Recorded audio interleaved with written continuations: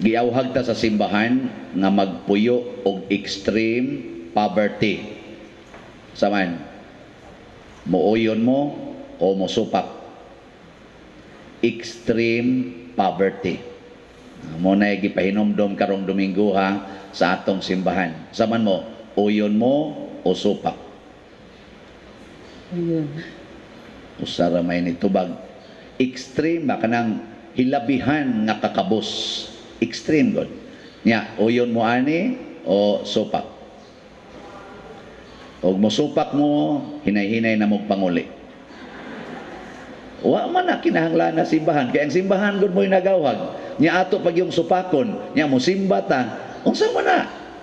Mura raman sigag niadto og balay. Unya ang gisulti sa tagbalay nga mao ni buhaton imong supakon pero bisita ra ka diha. Sakto na dili. Sakto. Dili oy. Kani kamong takala sa bugtubag. Unsa ang pagkasakto nga imong supakon ang gusto sa tagbalay?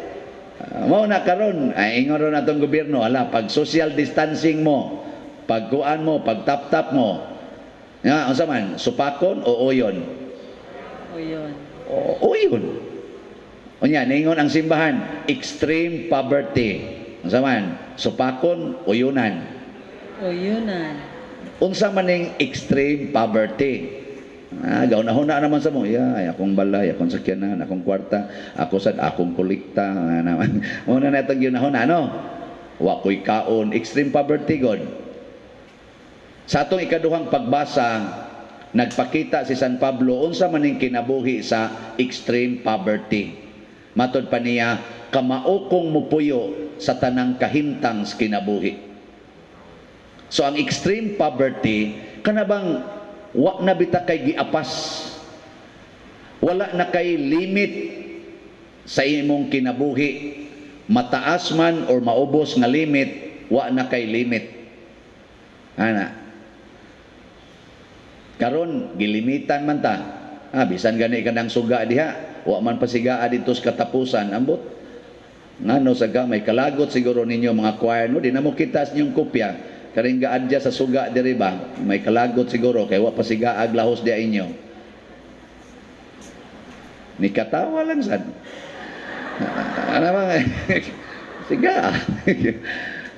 Nganong limitan man nato? Ayun oy, kas kay kurinti pa dero nya pila ra may kolekta ng choir. Oy, ayaw mo kumpiyansa dako-dako ra ba na dias babaw. So na siya ha? Why limit ang gugma, why limit ang kinabuhi. Ayaw butangig limit nga anhara jud ko kutob sa akong koral kay secured ko sa akong balay adtos gawas wa nanay ayo. Matud pang San Pablo, wa gyud siya'y giatrasan nga kahimtang, kamao gyud siyang mopuyo. Kamao siyang makigsandurot sa iyang mga higala o sa iyang mga kaaway. Kamao siyang malipay kung naa kunoy pagkaon o way pagkaon.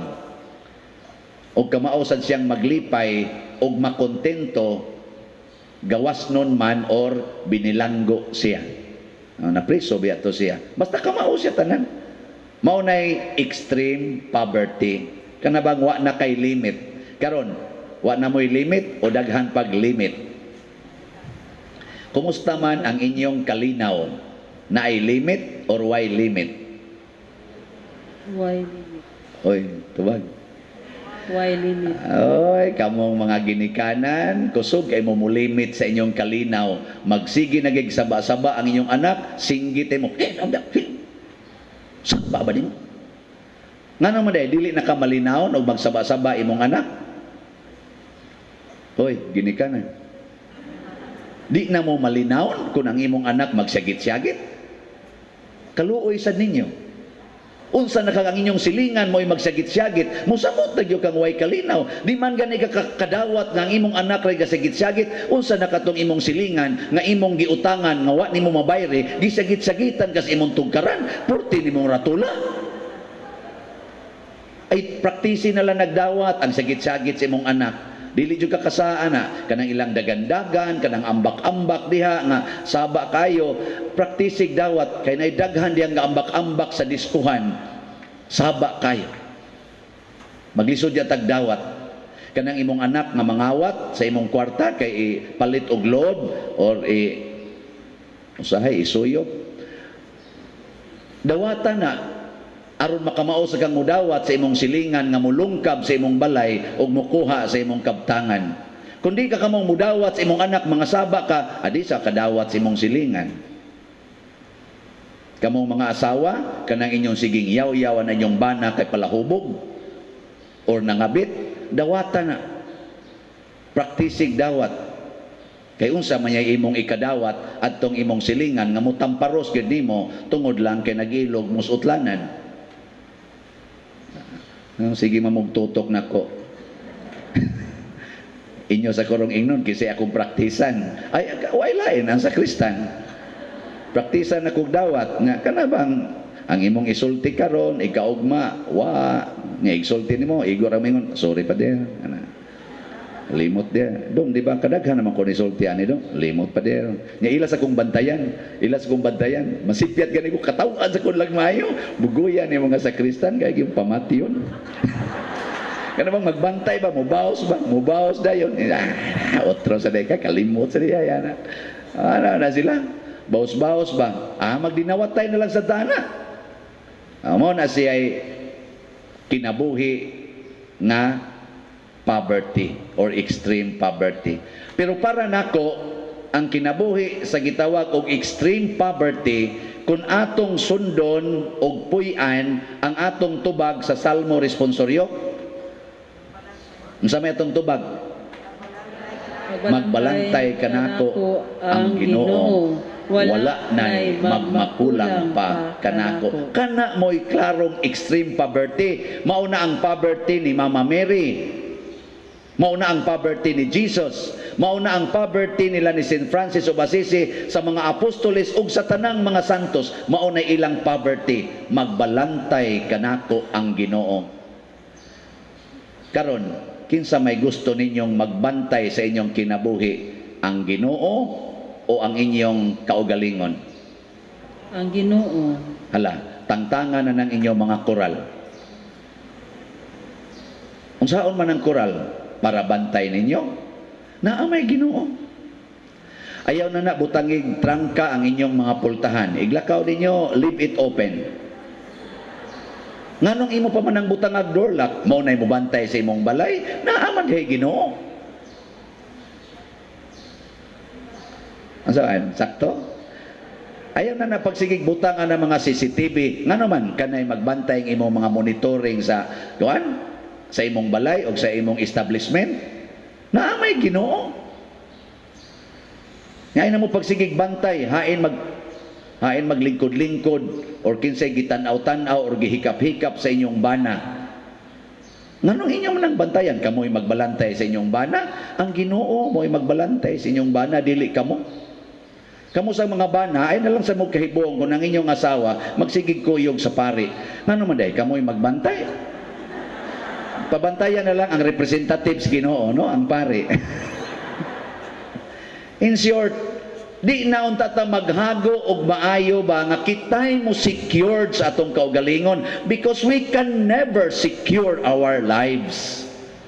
Who are we to dare to say, I am the security of my own life? You are a foolish person if you declare that statement. Buang ka. Kay di ka kani kahimo pagpat-circulate anang imong dugo. Di gani ka kahimo bisa na lang matud pa ni Hesus pagpaputi or pagpaitom sa imong buhok nga dili artificial. Di ka kahimo na gikaron ko na bi kana imong tupad ingna ko no muputi na imong buhok bisag usa lang ka buhok sige unay makapaputi akong i-declare dire nga kini maoy representatives Ginoo sige lingian na imong tupad ina akong pagbuot muputi nang imong buhok sige na ako lang sa siyang mubaos akong pagbuot mga tagak na tanan imong buhok daghanang mga upaw mula ka. Mga igsoon, di na lang ta ana bang Ginoo ba? Muna ang extreme poverty. Ayaw pagpaka-Ginoo.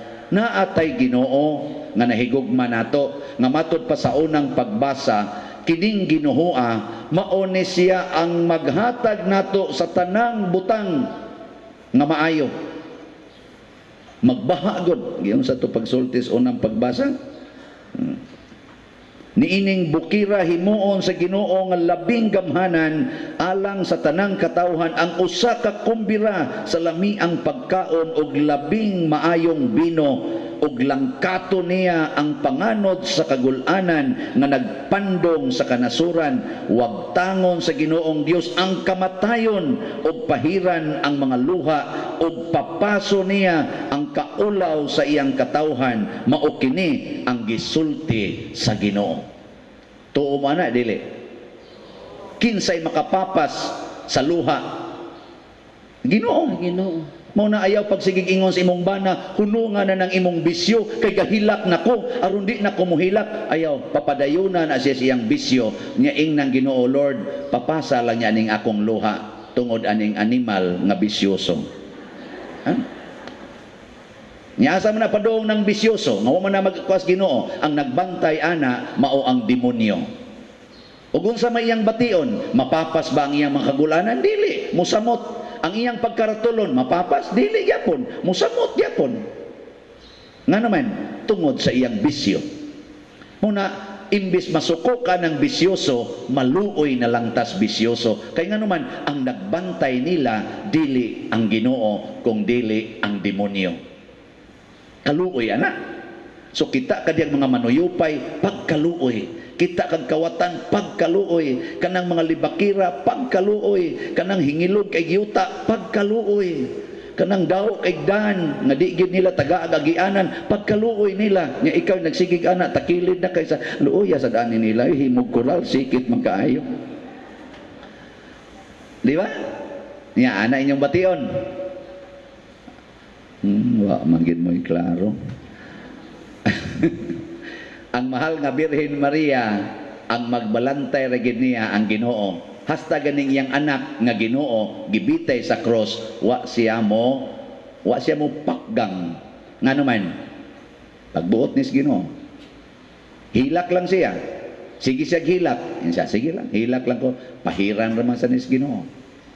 Amo nang nahimo siyang rayna sa langit ug yuta. Wa kay pagkaon, asos, di ay daghang pagkaon, kumbiragod. Muna ingon ang Ginoo, daghan ang gidapit, jutay ra ang gipili. Nga naman, daghan kay Ginoo gihatag nga grasya nato karon kada adlaw, pero pila ra man kabuok ang nibati nga siya nagkaon kuyog sa Ginoo.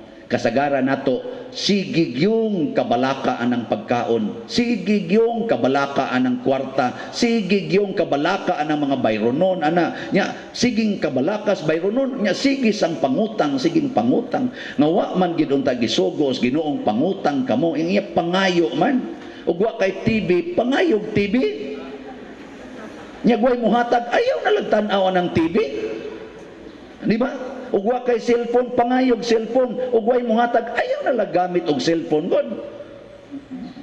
Ang pari ug way cellphone, unsa may buhaton? Mangayo. Asa man? Ana sibot. Ang muhog malagit. Ang dili muhog sa sibot. Ang hibaw na mo, asa mo padung? Mao na siya.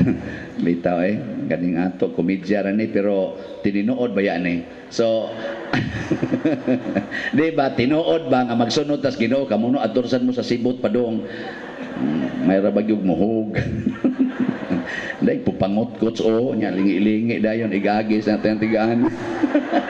Idig saylo magtinaron hey Lord tabangi taon ko Lord. Ang Ginoo tabangi ko taon imo mo tong gipasaylo ang sibot. Di tayo manindog na ta.